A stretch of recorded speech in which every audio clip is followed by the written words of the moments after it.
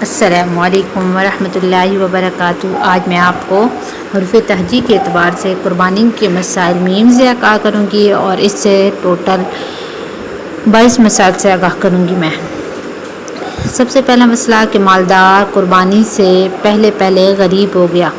اگر کوئی شخص صاحب نصاب تھا اور اس نے قربانی کی نیت سے جانور خریدا، لیکن قربانی آنے کے دن سے پہلے وہ غریب ہو گیا اور قربانی کے آخر دن یعنی عید الاضحیٰ کے تیسرے دن مغرب کے وقت سے پہلے تک صاحب نصاب نہ ہوا تو اس کی ذمہ قربانی واجب نہیں ہوگی۔ اس جانور کو فروخت کر کے اس کی قیمت اپنے کام میں خرچ کر سکتا ہے، اور اگر قربانی کے آخری دن میں بھی وہ صاحب نصاب ہو جائے گا تو اس پر قربانی واجب ہو جائے گی، خواہ اسی جانور سے کرے یا کسی اور جانور سے، بہرحال قربانی کرنی لازم ہوگی۔ دوسرا مسئلہ کہ مالدار کے لیے نادر موقع۔ مالدار امیر لوگوں کے لیے مناسب ہے کہ جہاں اپنی طرف سے قربانی کریں گے وہاں مرحوم رشتہ داروں مثلاً والدین وغیرہ کی طرف سے بھی قربانی کریں، ان کو ثواب پہنچے گا۔ نبی علیہ الصلوۃ والسلام کی طرف سے اور آپ صلی اللہ علیہ وآلہ وسلم کی ازواج مطہرات کی طرف سے، خلفائے راشدین اور ائمہ مسلمین اور اپنے مرشد اور اساتذہ کرام کی طرف سے بھی قربانی کرنا باعث ثواب ہے۔ اور الحمدللہ میرے والد محترم ہر سال آپ صلی اللہ علیہ وآلہ وسلم یا آپ صلی اللہ علیہ وآلہ وسلم کی ازواج مطہرات میں سے کسی نہ کسی کی قربانی ضرور کرتے ہیں۔ اگلا مسئلہ ہے کہ ماں کا اعتبار ہے۔ اگر کوئی بکرا یا بکری ہرن اور بکری سے پیدا ہوا ہے، اس کی قربانی درست ہے۔ یہ بچہ ماں کے حکم میں ہے اور ماں بکری ہے تو یہ بچہ بھی بکری ہے اور بکری کی قربانی جائز ہے۔ جانوروں میں نسل کی نسبت مادہ یعنی ماں کی طرف ہوتی ہے، نر یعنی باپ کی طرف نہیں ہوتی۔ اگلا مسئلہ کہ مجنون یعنی پاگل پر قربانی کا کیا حکم ہے۔ مجنون یعنی پاگل پر قربانی واجب نہیں ہے۔ اگر مجنون کی ملکیت میں نصاب کے برابر مال، سونا، چاندی یا رقم یا مال تجارت یا ضرورت سے زائد اتنا سامان ہے، اس کی طرف سے قربانی کرنا اس کے ولی پر واجب نہیں ہے، کیونکہ قربانی واجب ہونے کے لیے عقل مند ہونا شرط ہے۔ مجنون یعنی پاگل جانور کی قربانی کا کیا حکم ہے۔ اگر جانور مجنون یعنی پاگل ہے، موٹا اور تازہ ہے، کھا پی سکتا ہے تو اس کی قربانی کر سکتے ہیں، اس کی قربانی جائز ہے۔ مرغی اور مرغا کی قربانی کا کیا حکم ہے۔ مرغا اور مرغی کی قربانی جائز نہیں۔ نبی صلی اللہ علیہ وآلہ وسلم سے قولاً یا فعلاً مرغے کی قربانی کا کوئی ثبوت نہیں ہے۔ مزدوری۔ قربانی کا گوشت، چمڑا، چمڑی، چربی یا سری، پائے کسائی کو مزدوری میں دینا جائز نہیں ہے، بلکہ مزدوری اپنے پاس سے الگ سے دیں، ورنہ اجرت میں دی ہوئی چیزوں کی قیمت صدقہ کرنا لازم ہوگا۔ مسافر کی قربانی۔ مسافر پر قربانی واجب نہیں ہے، اگر خوشی سے کرنا چاہے تو کر سکتا ہے، اس کو ثواب ملے گا۔ اور شرعی اعتبار سے مسافر سے مراد وہ شخص ہے جو اپنے مقام سے 48 میل کہ جو اپنے مقام سے 48 میل یعنی 77.25 کلومیٹر یا اس سے زیادہ مسافت کے سفر پر ہو اور کسی جگہ 15 دن یا اس سے زیادہ مدت رہنے کی نیت نہ کی ہو، یعنی 48 میل اور 48 میل کتنے بنتے ہیں 77.25 کلومیٹر 77.25 کلومیٹر۔ اگر مسافر کے پاس مال موجود ہے اور سہولت کے ساتھ قربانی کر سکتا ہے تو قربانی کرنا بہتر ہے۔ اگر مسافر قربانی کے دنوں میں یعنی 10، 11، 12 ذی الحجہ کو سورج غروب ہونے سے پہلے اپنے گھر آ گیا یا کسی اور جگہ مقیم ہو گیا، یعنی 15 دن یا اس سے زیادہ ٹھہرنے کی نیت کی اور وہ صاحب حیثیت لوگوں میں سے ہے تو اس پر قربانی واجب ہوگی۔ اور اگر وہ شخص صاحب حیثیت لوگوں میں سے نہیں بلکہ غریب ہے تو اس پر قربانی واجب نہیں ہوگی، لیکن اگر اس نے قربانی کے دنوں میں قربانی کی نیت سے کوئی جانور خرید لیا تو اسی جانور کی قربانی اس پر واجب ہوگی۔ اگلا مسئلہ کہ مسلمان کے ذبیحے کا کیا حکم ہے۔ مسلمان کا ذبیحہ حلال ہے۔ مسلمان چاہے نیا ہو یعنی نو مسلم ہو یا پیدائشی مسلمان ہو، دونوں کے ذبیحہ کے بارے میں شبہ نہیں کرنا چاہیے۔ ایسے جانور کا گوشت اللہ کا نام لے کر کھانا جائز ہے۔ ہر مسلمان کا ذبیحہ حلال ہے۔ کسی کی بدمزاجی اور بدزبانی کی وجہ سے اس کا ذبح کیا ہوا جانور حلال ہونے میں کوئی فرق نہیں آئے گا۔ مشرک کی شرکت کا کیا حکم ہے۔ مشرک کے ساتھ قربانی میں شرکت کرنا بالکل بھی جائز نہیں ہے۔ اگر قربانی کے جانور میں جان بوجھ کر کسی مشرک کا حصہ رکھا جائے گا تو کسی بھی شریک کی قربانی صحیح نہیں ہوگی۔ اس لیے کہا جاتا ہے کہ جب قربانی کے اندر حصہ ڈالیں تو سب سے پہلے تحقیق کر لیں کہ کوئی سودی کاروبار کرنے والا تو نہیں ہے، کسی کا حرام کی کمائی تو نہیں ہے، کوئی مشرک تو نہیں ہے۔ تو ان سب باتوں کا خیال رکھا جائے۔ قربانی کرنا کیسا ہے۔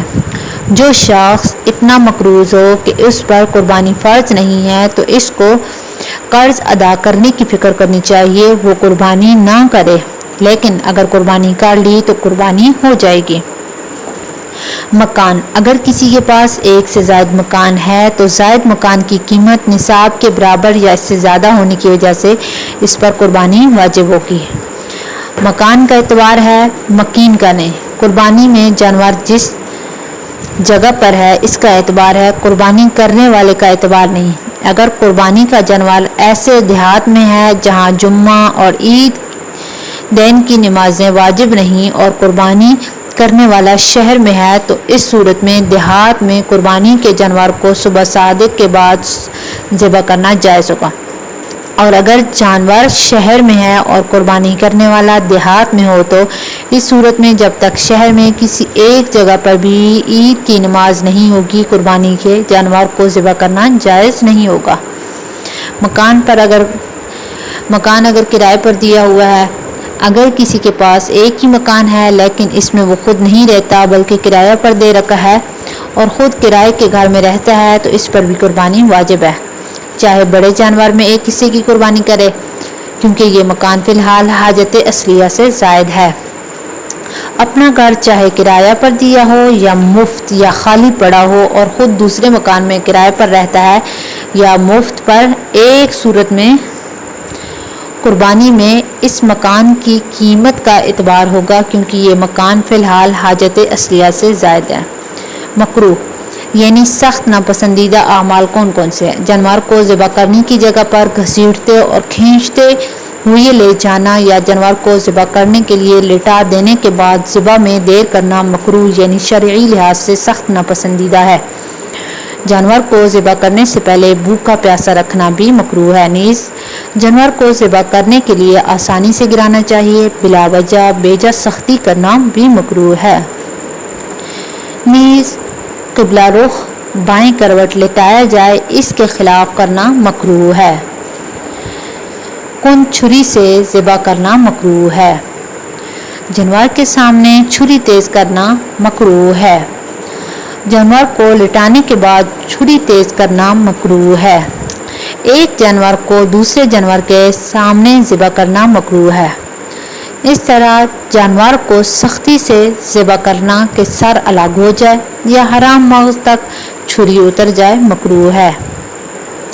گردن کے اوپر سے ذبح کرنا مکروہ ہے۔ ذبح کے بعد جانور کو ٹھنڈا ہونے سے پہلے گردن الگ کرنا یا چمڑا اتارنا بھی مکروہ ہے۔ ملازم، اگر ملازم نصاب کا مالک ہے تو اس پر قربانی واجب ہے۔ سرکاری اور غیر سرکاری دونوں قسم کے ملازمین کا حکم ایک ہے۔ اگر ملازم نصاب کا مالک نہیں، جو تنخواہ ملتی ہے وہ ماہانہ خرچ ہو جاتی ہے یا ماہانہ کچھ بچت ہو جاتی ہے لیکن بچی ہوئی رقم کی مقدار نصاب کے برابر نہیں بلکہ اس سے کم ہے تو اس پر قربانی واجب نہیں۔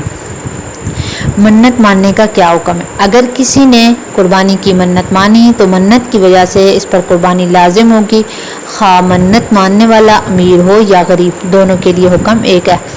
اگر صاحب نصاب امیر آدمی نے نظر مانی تو اس کو 2 قربانیاں کرنی ہوں گی، ایک منت کی وجہ سے اور دوسری عید الاضحیٰ کی قربانی جو اس پر صاحب نصاب ہونے کی وجہ سے شریعت نے واجب کی ہے۔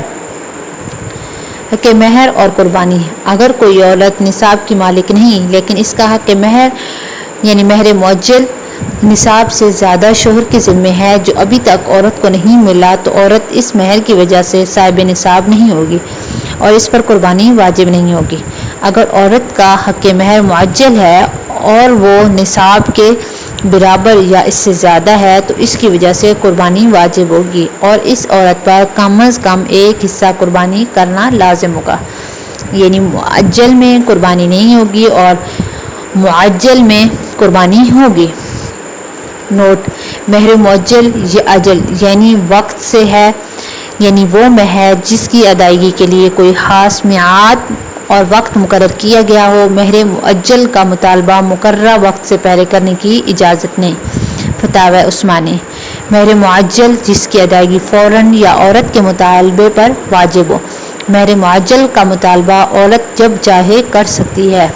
فتاوی عثمانی: میت کی طرف سے قربانی کرنا، میت کی طرف سے قربانی کرنا جائز ہے اور اس کو ثواب ملے گا۔ حضرت علی رضی اللہ عنہ ایک دمبا اپنی طرف سے قربانی کرتے تھے اور ایک دمبا نبی علیہ الصلوۃ والسلام کی طرف سے قربانی کرتے تھے۔ میت کی طرف سے قربانی کرنے کے 2 طریقے ہیں۔ نمبر 1، میت کے نام پر ایک حصہ قربان کیا جائے۔ نمبر 2، قربانی کرنے والا اپنی واجب قربانی کے علاوہ ایک اور قربانی کرے یا حصہ لے اور اس کا ثواب میت کو پہنچا دے، دونوں صورتیں صحیح ہیں۔ اگلا مسئلہ کہ میت کے لیے صدقہ افضل ہے یا قربانی۔ اگر ایصال ثواب کی قربانی کرنے کی گنجائش ہو تو قربانی کے دنوں میں میت کے ایصال ثواب کے لیے پیسہ وغیرہ صدقہ کرنے سے قربانی کرنا افضل ہے اور اس کا ثواب میت کو پہنچانا افضل ہے، کیونکہ صدقہ خیرات میں صرف مال ادا کیا جاتا ہے اور قربانی میں مال ادا کرنے کے ساتھ ساتھ قربانی کرنا بھی، اس لیے قربانی کرنا افضل ہے۔ میت کے لیے مشترکہ رقم سے قربانی کرنا کیسا ہے؟ چند افراد مل کر مشترکہ رقم سے کسی میت کے لیے ایک حصہ قربانی نہیں کر سکتے، البتہ اس کے لیے ایک صورت یہ ہو سکتی ہے کہ سب لوگ اپنے حصے کی رقم کسی ایک کو ہبہ یعنی گفٹ کر دیں اور وہ قربانی کا ایک حصہ جس کے نام پر کرنا چاہیے تھا کر دے۔